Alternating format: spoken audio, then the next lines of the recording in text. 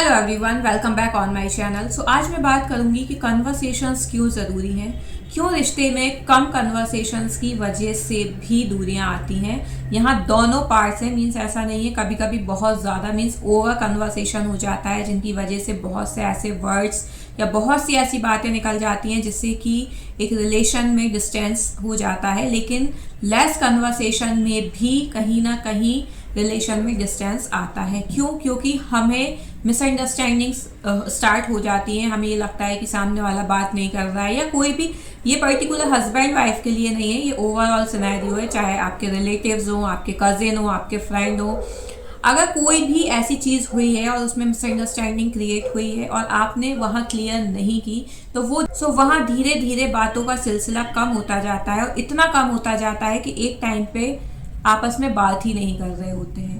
और एक टाइम के बाद ये लगता है ना कि सामने वाला स्टार्ट करे, खुद को लगता है कि नहीं हम क्यों स्टार्ट करें, तो मीन्स एक ये कंपैरिजन आने लगता है कि मैं ही क्यों बात करूं, मेरी ही क्या पड़ी है।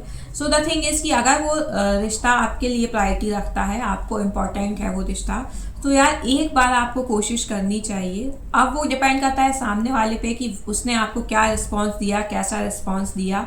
लेकिन अगर आप अपने रिश्ते को प्रायोरिटी पर रख रहे हैं, आप चाहते हैं कि कनेक्ट रहें, और आप अपने लिए मीन्स सबसे पहले पता है यहाँ ये आता है कि हम ये कंपैरिजन करते हैं कि उसे हमारी ज़रूरत नहीं है।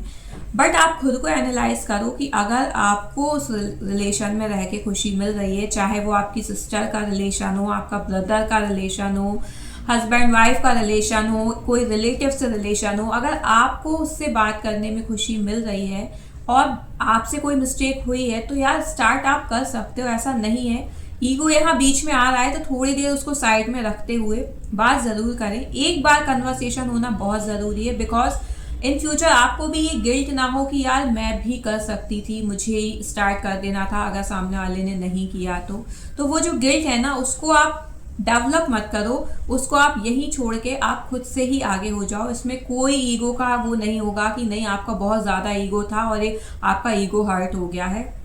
बिकॉज जब आप खुद से कन्वर्सेशन करोगे ना, और हो सकता है सामने वाला इसी वेट में बैठा हो कि आप जब स्टार्ट करो तो वो तुरंत स्टार्ट करे, तो सोचो आपका एक रिलेशन यहाँ पे बच जाएगा, और आपको ही अच्छा लगता था सामने वाले से बात करना, उसके साथ घूमना फिरना जो भी है।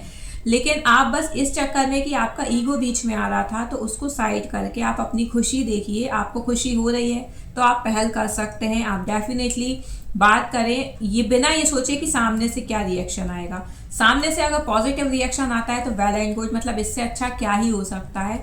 लेकिन अगर नेगेटिव भी आता है वहां से रिस्पॉन्स, तो आपको आपके मन में ये नहीं होगा कि मैंने अप्रोच नहीं की या मैंने कोशिश नहीं की, आपने अपने करने का कर लिया। अब ये टोटली सामने वाले पे डिपेंड करता है कि उसको रखना है रिलेशन, नहीं रखना, उसको बातें करनी है नहीं करनी। लेकिन आप इन सब चीज़ से फ्री हो जाओगे। आपके दिमाग का जो ये हैक्टिक वाला है ना कि यार रिलेशन खराब हो रहा है या रिलेशन ब्रेक हो रहा है, ये सब चीज़ें दूर हो जाएंगी और आप अपने आप को हैप्पी फील करोगे, ये सोच के कि आपने अपने तरफ की कोशिश कर ली, अब बाकी सामने वाले के ऊपर है। रिलेशन में डिस्टेंस हो, इससे अच्छा है कि हम रिलेशंस को सेव कर लें। वैसे भी आज के टाइम में सब अपनी लाइफ में इतने बिजी हैं, बहुत थोड़ा सा टाइम मिलता है। अगर वही टाइम हम एक दूसरे को नहीं दे पाएंगे तो सोचो आप अपनी अपनी लाइफ में तो सब कर ही रहे हैं जो भी करने का है।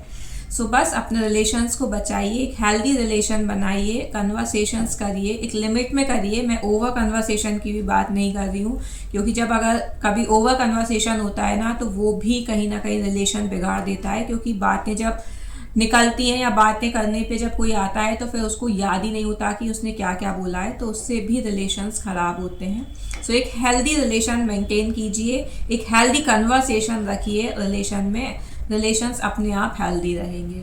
सो I hope you like my video. If you like, please share and subscribe the channel for more. Thank you.